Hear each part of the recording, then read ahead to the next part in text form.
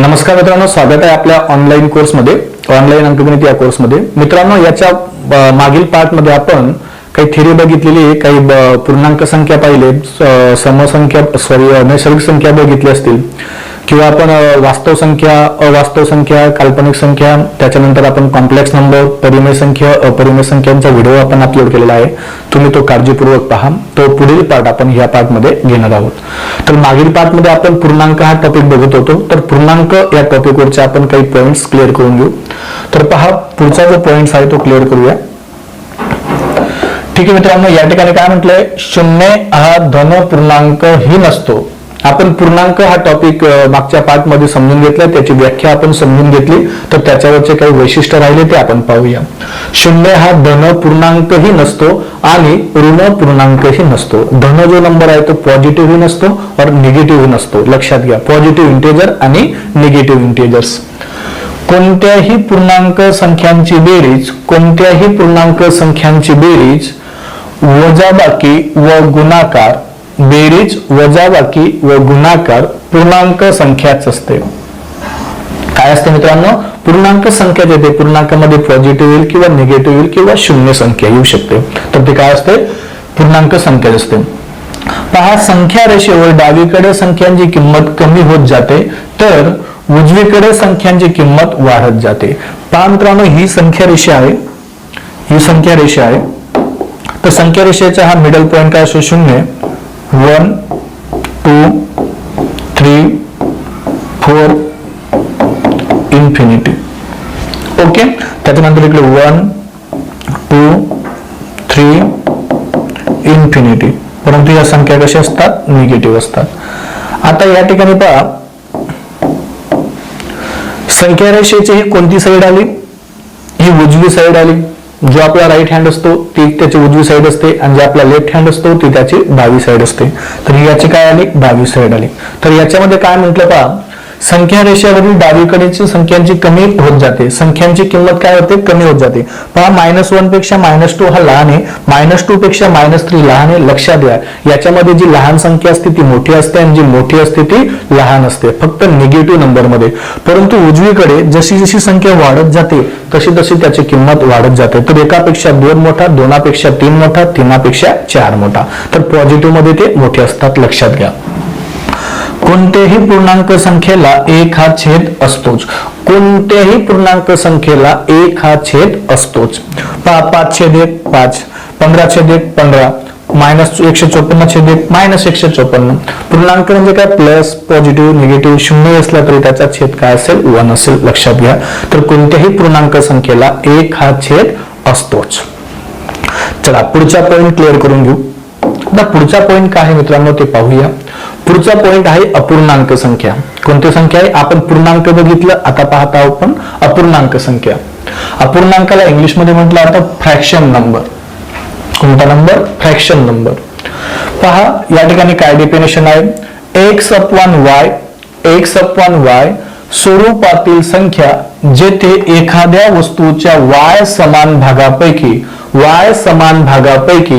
एक समान भाग दर्शवितात अशा संख्यांना अपूर्णांक संख्या असे म्हणतात. आता पहा, या ठिकाणी जर मी एक डायग्राम बनवली,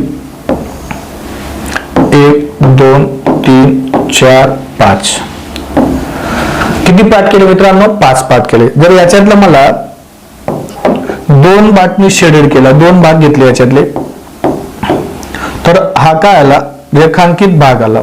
किती आले ते, 2. ठीक आहे. आणि टोटल जर विचार केला तर टोटल किती पार्ट आहेत, 5. म्हणजे रेखांकित भाग किती आले, 5. तर तुम्ही असं, रेखांकित भाग किती आले, 2. तर 5 पैकी 2. तर हा फ्रॅक्शन म्हणजेच काय, यालाच काय म्हटलं जातं, अपूर्णांक असं म्हटलं जातं. समजलं सर्वांना. तर 2/5 हा काय आला, अपूर्णांक. याला अंश असं म्हणतात, इंग्लिश मध्ये न्यूमरेटर. ओके. आणि याला छेद असं म्हणतात आणि अंश अपॉन छेद म्हणजेच काय, अपूर्णांक. याला इंग्लिश मध्ये म्हणतात डिनॉमिनेटर. काय म्हणतात, डिनॉमिनेटर. आता पहा, हा अपूर्णांक लिहिला या ठिकाणी. हा अपूर्णांक पहा. अपूर्णांक बरोबर अंश भागीला छेद, म्हणजे अंश भागीला छेद या स्वरूपात मांडता येणाऱ्या संख्यांना काय म्हणतात? अपूर्णांक संख्या असे म्हणतात. परत हे अपूर्णांकाचे प्रकार पडतात. ज्या वेळेस आपण अपूर्णांक हा सेपरेट प्रकरण सुरू करू त्यावेळेस अपूर्णांकाचे प्रकार आणि त्याच्यावरचे डेफिनेशन आपण अपूर्णांक ह्या प्रकरणामध्ये पाहणार आहोत. ठीक आहे, आज फक्त आपण समजून घेऊया संख्यांच्या प्रकारमध्ये. चला पुढचा जो पॉइंट असेल तो पाहूया. पुढचा पॉइंट आहे मित्रांनो समसंख्या. आता समसंख्या सर्वांनाच माहिती आहे. ठीक आहे, समसंख्या म्हणजे काय? आता ज्या संख्यांच्या एकक स्थानी 0, 2, 4, 6, 8 ज्या संख्यांच्या एकक स्थानी 0, 2, 4, 6, 8 हे अंक येतात त्या सर्व संख्यांना समसंख्या असे म्हणतात. एकक स्थानी येणाऱ्या अंकांना काय म्हणतात? हे एवढे अंक आले तर त्या संख्यांना काय म्हटलं जातं? समसंख्या. किंवा दोन क्रमवार समसंख्येतील फरक 2 आहे. पहा, दोन क्रमवार समसंख्येतील फरक इकडे घेतला 2, 4, 6, 8, 10 तर यांच्यातला जो फरक असतो मित्रांनो तो कितीने वाढतो? 2 ने वाढतो. +2 याही ठिकाणी +2 याही ठिकाणी +2. प्रत्येकामध्ये क्रमवार ज्या समसंख्या असतात त्याच्यामध्ये कितीचा फरक असतो? 2चा फरक असतो. सर्व समसंख्यांना 2 ने निशेष भाग जातो. सर्व समसंख्यांना 2 ने निशेष भाग जातो किंवा याच्यावरून सुद्धा काही पुस्तकामध्ये डेफिनेशन अशी दिली आहे की 2 ने भाग जाणाऱ्या सर्व संख्यांना समसंख्या असे देखील म्हणतात. पुढचे पहा, कोणत्याही नैसर्गिक संख्यांची दुप्पट समसंख्याच असते. कोणत्याही नैसर्गिक संख्यांची दुप्पट ही कोणती संख्या असते? समसंख्या. म्हणजे मी या ठिकाणी 2 घेतला तर याची दुप्पट किती आली? 2 गुणिला 2 किती आला? 4. तर 2 गुणिला 2 बरोबर किती मिळाला? 4. तर ही काय मिळाली? 4 ही समसंख्या मिळाली. ठीक आहे मित्रांनो, काय म्हटलं मित्रांनो? कोणत्याही नैसर्गिक संख्येची दुप्पट ही समसंख्या असते. समजा मी आता 5 ही संख्या घेतली तर याची दुप्पट किती येते? 5 गुणिला 2 किती झाला? 10. तर 10 ही संख्या कोणती आहे? समसंख्या. 4 ही संख्या कोणती आहे? समसंख्या. लक्षात घ्या, आपण समजला. पुढचा पॉइंट पाहूया. समसंख्येत 1 मिळवल्यास व 1 कमी केल्यास येणारी संख्या ही काय असते? विषम संख्या असतेच. ठीक आहे, आता मी एक जर समसंख्या घेतली, आता पहा या ठिकाणी एक पॉइंट समजून घेऊ. समसंख्येत 1 मिळवल्यास समजा मी समसंख्या 10 घेतली. समसंख्या कोणती घेतली? 10 घेतली. याच्यात जर 1 मिळवला तर येणारी संख्या ही 11. तर येणारी संख्या ही कोणती आहे? विषम संख्या आहे. समजा या 10 मधून जर 1 मायनस केला तर 10 मधून 1 मायनस केला किती आलं? 9. म्हणजे 1 मिळवल्यास समसंख्या आणि 1 मायनस केल्यास 1 मिळवल्यास विषम संख्या येते आणि 1 मायनस केल्यावर सुद्धा विषम संख्या येते. समजला हा पॉइंट? पुढे पॉइंट समजून घेऊ. प्रत्येक समसंख्येचा वर्ग हा समसंख्याच असते. प्रत्येक समसंख्यांचा वर्ग हा सुद्धा काय असतो? समसंख्या असते. आता जर मी असा विचार केला 4 या संख्येचा वर्ग किती येतो? 16. 4 या संख्येचा वर्ग किती येतो? 16. 8 या संख्येचा वर्ग किती येतो? 64. म्हणजे ज्या 4 आणि 8 ह्या समसंख्या आहेत, समसंख्यांचा वर्ग काय येतो? समसंख्याच येते. समजला आपण? पुढचा पॉइंट पहा. 0 ही समसंख्याही नाही व विषम संख्याही नाही. तुम्ही तर बोलले सर 0 आला तर समसंख्या नाही. काय सांगितलं डेफिनेशन मध्ये? ज्या संख्यांच्या एकक स्थानी जर 0 आला त्या संख्येला समसंख्या म्हणतात, 0ला सम म्हणतात असं नाही बोललो. ठीक आहे, तर लक्षात घ्या 0 ही समसंख्याही नाही व विषम संख्याही नाही. 0 एक सेपरेट संख्या आहे, त्याचं नाव जे 0 संख्या. ठीक आहे, तर 0 संख्या हे सेपरेट एक अस्तित्व आहे. ठीक आहे, चला समजला तुम्हाला समसंख्यावरचे पॉइंट. पुढचा पॉइंट घेऊया. पुढचा पॉइंट आहे मित्रांनो विषम संख्या. ठीक आहे, विषम संख्या काय आहे? त्याला इंग्लिश मध्ये म्हटलं जातं ऑड नंबर, समसंख्याला म्हटलं जातं इव्हन नंबर. ज्या संख्यांच्या एकक स्थानी 1, 3, 5, 7, 9 ज्या संख्यांच्या एकक स्थानी 1, 3, 5, 7, 9 हे अंक येतात त्या संख्येस विषम संख्या असे म्हणतात. त्या अंकास काय म्हणतात? विषम संख्या असे म्हणतात. 2 क्रमवार विषम संख्येतील फरक 2 आहे. बघितलं, समसंख्यांमध्येही फरक 2चा असतो, विषम संख्या सुद्धा 2चा असेल. पहा 3 नंतर काय आला? 5, 5 नंतर 7, 7 नंतर 9, 9 नंतर 11. यांच्यातला जो डिफरन्स असणार आहे मित्रांनो तो कितीचा असतो? 2चा. लक्षात घ्या, +2 याही ठिकाणी 2, 2, 2. म्हणजे 2 क्रमवार विषम संख्येतला जो फरक असतो तो कितीचा असतो? 2चा असतो. विषम संख्येला 2 ने भागल्यास बाकी एक उरते. सिंपल आहे. आता मी जर विषम संख्या घेतली 13 आणि जर याला 2 ने भाग दिला तर बाकी नेहमी काय उरते? 1 उरते. पहा, बेक बे बेसक 12. बेसक किती आला? 12. 13 मधून 12 गेला 1, तर बाकी वरती 1 घेतलं, छेदस्थानी 2. तर या अपूर्णांकाला सुद्धा म्हटलं तर पूर्णांक युक्त अपूर्णांक. ठीक आहे, हा टाईप आपण पुढे पाहणारच आहोत. समजलं? कोणत्याही विषम संख्यांची बेरीज किंवा वजाबाकी केल्यास समसंख्या येते. विषम संख्येत 1 मिळवल्यास किंवा वजा केल्यास संख्या मिळते. ठीक आहे, इथं काय मिळते? समसंख्या मिळते. लक्षात घ्या. जसं आपण काय केलं, समसंख्येमध्ये 1 मिळवल्यास विषम संख्या मिळते, 1 मायनस केल्यावर विषम संख्या मिळते. तर विषम संख्यामध्ये सम मिळते. जर मी विषम संख्या घेतली 15, तर याच्यात 1 मिळवलं तर काय मिळाला? 16, आणि याच्यात 1 मायनस केला तर काय मिळेल? 14. तर येणाऱ्या दोन्ही संख्या कोणत्या संख्या आहेत? समसंख्या. तर हाही पॉइंट आपण या ठिकाणी क्लिअर करून घेतला. आता पहा, प्रत्येक विषम संख्यांचा वर्ग हा विषम संख्याच असते. जसं प्रत्येक समसंख्यांचा वर्ग हा समसंख्याच असतो, तसंच प्रत्येक विषम संख्यांचा वर्ग सुद्धा काय असते? विषम संख्या. घेऊया आपण 13 या संख्येचा वर्ग किती आला? 169. ही झाली विषम संख्या. त्याच्यानंतर 9वी विषम संख्या घेतली तर 9चा वर्ग किती येतो? 81. 81 सुद्धा विषम संख्या. विषम संख्या म्हणजे काय? ज्या एकक स्थानी 1, 3, 5, 7, 9 हे अंक येतात त्या सर्व संख्यांना विषम संख्या असे म्हणतात. आता पहा, हा पॉइंट वेगळा आहे. 2 क्रमवार विषम संख्यांच्या वर्गाच्या फरकाला 8 ने निशेष भाग जातो. 2 क्रमवार विषम संख्यांच्या वर्गाच्या फरकाला 8 ने निशेष भाग जातो. तर उदाहरणार्थ पहा, 11चा वर्ग वजा 9चा वर्ग. 11चा वर्ग 121 वजा 9चा वर्ग 81. याच्या फरकाला म्हणजे काय? यांची वजाबाकी. 121 मधून 81 गेले, 40 उरले. 40 ला भाग दिला 8ने तर 8 पंचे 40, कंप्लीट भाग गेला, बाकी 0 उरले. म्हणजे ह्या विषम संख्यांचा पॉइंट सुद्धा लक्षात घ्या. तुम्हाला विषम संख्या व्यवस्थित समजलं? ठीक आहे, समजलं असेल. आपण पुढच्या स्लाइडवर जाऊया. पुढची स्लाइड पाहूया मित्रांनो. पुढची स्लाइड काय दिली? 2 मूळ संख्यांची बेरीज एक समसंख्या येते. ठीक आहे, मूळ संख्या दिलेली आहे या ठिकाणी. मूळ संख्येची स्लाइड आहे.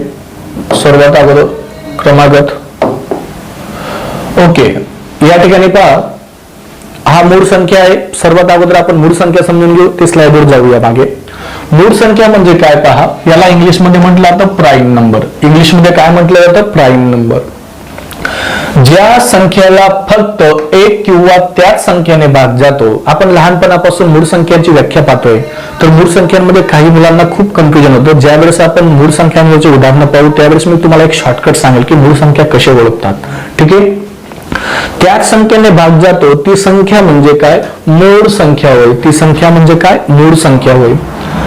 ज्या संख्येला फक्त 2च एक आणि स्वतः विभाजक असतात, ज्या संख्येला स्वतः ती संख्या आणि एक म्हणजे एक हा अंक, एकाच्या पाड्यात सर्व संख्या येतात म्हणजे हा त्याचा कॉमन फॅक्टर असतो, त्याला विभाजक असं म्हणतात.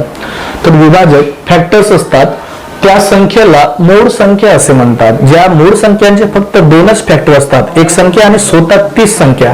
आता जर मी विचार केला 17 या संख्येचे 2 फॅक्टर कोणते, तर या 17 या संख्येच्या पाड्यात होते, एकाच्या पाड्यात होते आणि 17च्या पाड्यात. याचे फक्त किती फॅक्टर मिळाले? 2 फॅक्टर मिळाले. समजलं? तर मूळ संख्यांचे 2 फॅक्टर या ठिकाणी मिळाले. आता पहा, 2 कुठे? आपण 2 ही एकमेव सममूळ संख्या आहे. प्रश्न असा विचारला जातो, एकमेव सममूळ संख्या कोणती? तर पोलीस भरती सर्व्हिस सेवामध्ये हा प्रश्न विचारतो. कॉमन प्रश्न आहे, प्रत्येक वेळेस हा प्रश्न एक्झाम मध्ये विचारला गेला आहे. हाही देखील तुमचा पाठ असणं आवश्यक आहे. 2 ही एकमेव सममूळ संख्या आहे, तिला सर्वात लहान मूळ संख्या असं देखील म्हटलं जातं. 2 सोडून सर्व मूळ संख्या ही विषम संख्या आहेत. 2 सोडून सर्व मूळ संख्या ही विषम संख्या आहेत. आता 2 ही एकमेव जर सममूळ संख्या असेल तर उरलेल्या सर्व संख्या काय असतील? विषम संख्या असतील. 0 व 1 या मूळ संख्या नाहीत. लक्षात घ्या, 0 and 1 ह्या काय आहेत? मूळ संख्या नाहीत. लक्षात घ्या, 0 पण मूळ संख्या नाही आणि 1 देखील मूळ संख्या नाही. मूळ संख्यांनाच अभाज्य किंवा अविभाज्य संख्या म्हणतात. मूळ संख्यांना अभाज्य किंवा अविभाज्य संख्या असे म्हणतात. अभाज्य म्हणजे याला हिंदी शब्द सुद्धा अभाज्य नंबर म्हणजेच मूळ संख्या होतात. लक्षात घ्या, असेही म्हणतात. सर्वात लहान विषम असणारी मूळ संख्या, तर सर्वात लहान विषम असणारी मूळ संख्या आहे मित्रांनो 3 ही संख्या. समजलं मूळ संख्यावरचे. आता या ठिकाणी पहा, 3 पेक्षा मोठी कोणतीही मूळ संख्या 6n अधिक 1 किंवा 6n वजा 1 या स्वरूपात लिहिता येते. म्हणजे हा पॉइंट तुम्हाला समजला नसेल मित्रांनो. कोणतीही मूळ संख्याला आपण 6च्या मल्टिपल मध्ये एक प्लस करून किंवा एक मायनस करून लिहू शकतो. आता 6ला मी एक 2-4 एक्झाम्पल देतो, लक्षात घ्या. 3च्या कडून 6ला जर मी 1 ने मल्टिप्लाय केलं 6 1 6, जर याच्यात 1 मिळवला तर मूळ संख्या किती मिळाली 7. परंतु 6 मध्ये जर आपण 1 मायनस केला तर येणारी संख्या काय असते 5. तर आपल्याला माहिती आहे 5 ही काय आहे मूळ संख्या. ठीक आहे. आता ठीक आहे, त्याच्यानंतर 6ला जर आपण 2 ने मल्टिप्लाय केला 6 गुणिले 2 तर 6 दुनी किती येतो 12. 12 मधून 1 मायनस केला 11 आणि 12 मध्ये 1 मिळवला काय मिळाला 13. 13 पण एक मूळ संख्या आहे, 11 सुद्धा मूळ संख्या आहे. आपण जर असा विचार केला 6 गुणिले 3 6 त्रिक 18, याच्यामध्ये 1 मिळवला 19 किंवा 1 मायनस केला 17. 17 आणि 19 देखील सुद्धा मूळ संख्या आहे. ठीक आहे. तर ज्या मूळ संख्या आहेत त्याला आपण हा n म्हणजे हा कोणताही n म्हणजे काय एक नैसर्गिक संख्या असेल 6चा टेबल बोलत ज्याला 6 1 6 6 2 12. पण काही वेळेस एक अपवाद सांगतो तुम्हाला. आता जर मी 6 गुणिले 4 घेतला 6 गुणिले 4 घेतला तर 6 चौक काय आला 24. तर याच्यात 1 मिळवला 25. परंतु मला सांगा मित्रांनो 25 ही मूळ संख्या आहे का नाही. तर असे आपल्याला स्वतःहून समजून घ्यावं लागेल की 25 ही मूळ संख्या नाही, 50 वगैरे. ठीक आहे. त्याच्यानंतर 24 मधून 1 मायनस केला तर संख्या कोणती आली 23. तर 23 ही मूळ संख्या आहे. फक्त मूळ संख्यांना 6च्या मल्टिपल मध्ये एकतर प्लस एकतर मायनस मध्ये मांडता येतं, हे लक्षात घ्या. तर ह्या संख्यांना आपण 6n प्लस मायनस 1 मध्ये लिहिता येतात, लक्षात घ्या. 1 ते 100 पर्यंत एकूण मूळ संख्या 25 आहेत. तुम्हाला सर्वांना माहिती आहे 1 ते 100 पर्यंत किती मूळ संख्या असतात 25. काही मुलांचे तोंडी पाठ असतं. तर ते कोणकोणत्या संख्या आहेत पहा. 2 3 5 7 11 13 17 19 23 29 31 34 41 43 47 53 59 61 67 71 73 79 83 89 97. या सर्व संख्यांना तुम्हाला 6च्या मल्टिपल मध्ये एकतर प्लस असेल किंवा एकतर मायनस असेल असं मांडता येतात. तर पुढचा पॉइंट काय आहे 1 ते 100 पर्यंत एकूण मूळ संख्यांची बेरीज 1060. तर या ठिकाणी तुम्हाला बेरीज करायला काही वेगळा फॉर्म्युला नाहीये, तर हे एकदम बेरीज करून ठेवलेली आहे. तर हे सुद्धा तुम्हाला पाठ करावं लागेल. जसं तुम्ही 1 ते 100 मध्ये 25 मूळ संख्या असतात ते कोणकोणते असतात तर त्याला 6च्या टेबल मध्ये 1 ऍड 1 मायनस करून तुम्ही ते काढू शकता. ते पाठ राहू शकत नाही आणि पाठ पण करू शकत नाही. आणि त्यांची बेरीज किती आली 1060. तसंच तुम्हाला मूळ संख्यांची बेरीज सुद्धा 1060 पाठ करून ठेवावी लागेल. पुढचं काय म्हटलंय 1 ते 25 पर्यंतची एकूण मूळ संख्यांची बेरीज 100 येते. जसं 1 ते 100 पर्यंतच्या मूळ संख्यांची बेरीज 1060 येते, तसेच 1 ते 25 पर्यंतच्या एकूण मूळ संख्यांची बेरीज देखील किती येते 100 येते. हे तुम्हाला या ठिकाणी पाठ करून ठेवावं लागेल. 1 ते 50 पर्यंत एकूण मूळ संख्या 15 आहेत. 1 ते 50 पर्यंत एकूण मूळ संख्या किती आहेत 15 आहेत. आणि 1 ते 25 पर्यंतच्या एकूण मूळ संख्यांची बेरीज किती येते 100 येते. आता 101 ते 200 पर्यंत एकूण मूळ संख्या 21 आहेत. 101 ते 200 पर्यंतच्या एकूण मूळ संख्या किती आहेत 21 आहेत. तर तुम्ही 6च्या मल्टिपल मध्ये सुद्धा काढू शकता. ओके. पुढच्या स्लाइडवर जाऊया.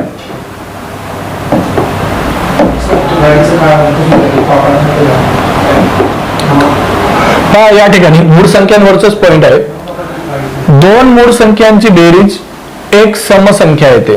2 मूळ संख्यांची बेरीज एक काय येते समसंख्या येते. पण 2 ला सोडून 2 हा अंक आपल्याला सोडावा लागेल कारण ते मूळ संख्या आहे परंतु ती समसंख्या, लक्षात घ्या. तर तो अपवाद आहे, लक्षात घ्या. 3 मूळ संख्यांची बेरीज एक समसंख्या येते पण त्यामध्ये एक मूळ संख्या ही 2 असणं आवश्यक आहे. ठीक आहे. प्रॅक्टिकली सॉल्व्ह करून पाहू. 2 मूळ संख्यांची बेरीज एक समसंख्या येते. समजा मी जर अशी संख्या घेतली 3 आणि 5 यांची बेरीज किती आली 8. किती आली समसंख्या. आणि 3 आणि 2 घेतला तर याची संख्या 5 येते. 5 ही काय विषम संख्या कारण 2 ला सोडून म्हणते, लक्षात घ्या. आणि पुढच्या काय 3 मूळ संख्यांची बेरीज एक समसंख्या येते. आता 3 5 आणि याच्यात काय घ्यावं लागेल 2 घ्यावाच लागेल, लक्षात घ्या. तरच त्याची बेरीज काय येईल, समसंख्या येईल. 5 आणि 3 8 आणि 2 10. समजला हा पॉइंट. तर याच्यामध्ये 2 इन्क्लूड करावाच लागेल. 3 अंकी सर्वात लहान मूळ संख्या कोणती मित्रांनो, 101. 3 अंकी सर्वात लहान मूळ संख्या कोणती आहे, 101. 3 अंकी सर्वात मोठी मूळ संख्या कोणती आहे, 997. 3 अंकी सर्वात मोठी मूळ संख्या आहे 997. कोणत्याही एक मूळ संख्यांच्या वर्गाला 24 ने भागल्यास बाकी 1 उरते. तर हा खूप महत्वाचा पॉइंट आहे मित्रांनो. या ठिकाणी ज्या वेळेस आपल्याला 4 ऑप्शन दिलेले असतात की खालीलपैकी कोणती मूळ संख्या, त्यावेळेस एक काम करायचं, 4 ऑप्शनला चेक करायचं, त्या प्रत्येक संख्येचा वर्ग घेऊन त्याला जर तुम्ही 24 ने भागले आणि बाकी जर 1 उरली तर समजून घ्या ती मूळ संख्या आहे, आणि बाकी जर 1 नाही आली तर समजून घ्या ती मूळ संख्या नाही. तर मूळ संख्या ओळखण्यासाठी हा खूप महत्वाचा पॉइंट आहे. 11चा वर्ग 120, बाकी 1 उरली. 13चा वर्ग 169, 24 ने भाग दिला तर बाकी 1 उरले. तर हा खूप महत्वाचा पॉइंट आहे. तर हे नोट डाऊन करा. ज्यावेळेस मी तुम्हाला एक्झाम्पल सॉल्व्ह करेन मूळ संख्यांवर आधारित, त्यावेळेस हा पॉइंट आपल्याला कामात येईल.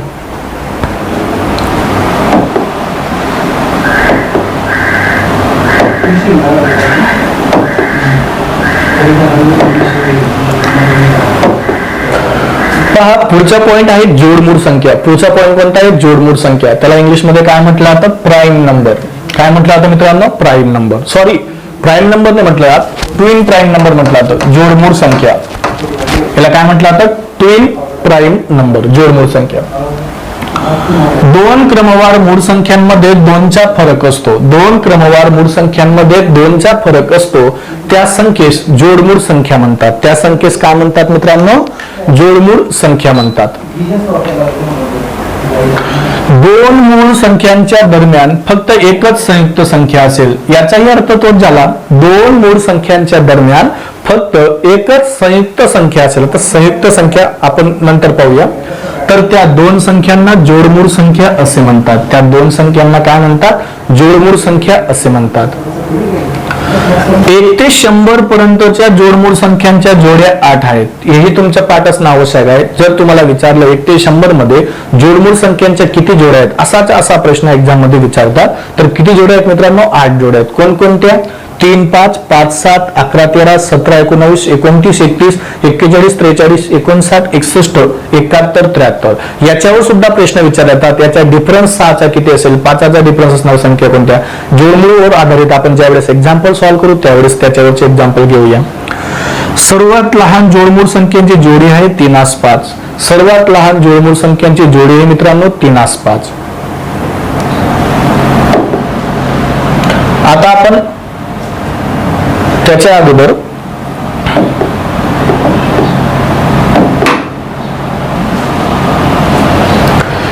अगोदर आपण क्रमागत संख्या पाहूया. आता क्रमागत संख्या म्हणजे नेमकं काय मित्रांनो, क्रमागत किंवा त्याला क्रमवार नैसर्गिक संख्या म्हणतात. खूप सोपा टॉपिक आहे. सक्सेसिव्ह नॅचरल नंबर, याला काय म्हटलं जातं, सक्सेसिव्ह नॅचरल नंबर्स. प्रत्येक क्रमागत किंवा क्रमवार नैसर्गिक संख्यांमध्ये 1चा फरक असतो. प्रत्येक क्रमवार नैसर्गिक संख्यांमध्ये 1चा फरक असतो, हे सर्वांना माहिती आहे. त्याला क्रमवार नैसर्गिक संख्या असे म्हणतात. तर पहिली क्रमवार नैसर्गिक संख्या x आहे. त्याच्या पुढची मध्ये 1 काउंट केला असेल तर दुसरी क्रमवार संख्या काय असेल, नैसर्गिक संख्या x + 2. आता 2 नंतर पुढची 3 असेल तर 2 मध्ये जर 1 मिळवलं तरच पुढची संख्या 3 येईल. ठीक आहे. तिसरी क्रमवार नैसर्गिक संख्या किती आहे, x + 2 आहे. म्हणजे त्याच्यामध्ये सुद्धा 2 ऍड केले. म्हणजे आता जर मी विचारलं 2, ठीक आहे, 2 3 4 5, जर मी याला x मानलं तर याच्यापेक्षा हे कितीने मोठी आहे, 1 तर ही काय आली, x + 1. 2पेक्षा 4, 2 ने मोठा आहे म्हणून x + 2. याला काय घेतलं, x + 3. तर पहिली नैसर्गिक संख्या x, x + 1, x + 2, x + 3. समजलं. असे हे क्रमवार नैसर्गिक संख्यांचं एक व्याख्या आहे छोटीशी. चौथी क्रमवार नैसर्गिक संख्या काय असेल, x + 3. ठीक आहे. जर मी असं विचारलं पुढची क्रमवार नैसर्गिक संख्या कोणती, तर x असेल. त्याच्या पुढची असेल तर x + 1 असेल. चला पुढचा पॉइंट पाहूया. चला आजच्या सेशनचा आपण शेवटचा टाईप पाहूया. ती आहे संयुक्त संख्या. याला इंग्लिश मध्ये म्हटलं जातं कंपोजिट नंबर. ओके. तर संयुक्त संख्या म्हणजे काय, मूळ संख्या व्यतिरिक्त इतर नैसर्गिक संख्यांना संयुक्त संख्या म्हणतात। मूळ संख्या व्यतिरिक्त ज्या उरलेल्या संख्या आहेत त्यांना काय म्हणतात मित्रांनो? संयुक्त संख्या। खूप सोपी डेफिनेशन आहे याची। नैसर्गिक संख्यांमधून जर मूळ संख्या वजा केल्या असता उरलेल्या संख्या म्हणजेच काय असतात? संयुक्त संख्या। सिंपल। ओके। 1 व 0 ही मूळ संख्या पण नाही, मी तुम्हाला मूळ संख्या जेवढे सांगितले 1 व 0 या मूळ संख्या पण नाही आणि संयुक्त संख्या पण नाही, हा पॉइंट सुद्धा खूप महत्वाचा आहे। ठीक आहे। संयुक्त संख्येला किमान 3 विभाजक असतात। संयुक्त संख्येला किमान 3 विभाजक असतात। एक कंपल्सरी आणि ती संख्या स्वतः आणि व इतर एक विभाजक। किमान म्हटलंय पहा या ठिकाणी, किमान म्हणजे कमीत कमीत एक असणं, 3 असणं म्हणजे काय? 3पेक्षा जर जास्त आले तरी सुद्धा चालतील, लक्षात घ्या। तर 12चे विभाजक किती आले? 1 2 3 4 1 2 3 4 6 12। विभाजक म्हणजे काय? तर 1ने भाग जाऊ शकतो, 2ने भाग जाऊ शकतो, 3ने भाग जाऊ शकतो, 4ने भाग जाऊ शकतो, 6ने सुद्धा भाग जाऊ शकतो आणि 12ने सुद्धा। तर किमान किती विभाजक असतात? तर किमान 3 पेक्षा जास्त, तर 3पेक्षा जास्त आले तरी चालतील। म्हणून 12 ही कोणती संख्या आहे? संयुक्त संख्या। सिंपल। मूळ संख्या व्यतिरिक्त कोणत्या संख्या असतात? संयुक्त संख्या। ठीक आहे मित्रांनो, आज आपण या पार्ट मध्ये थांबूया। तर संयुक्त संख्यावरचे काही वैशिष्ट्य असतील ते आपण पुढील पार्ट मध्ये घेऊया। थँक्यू, धन्यवाद।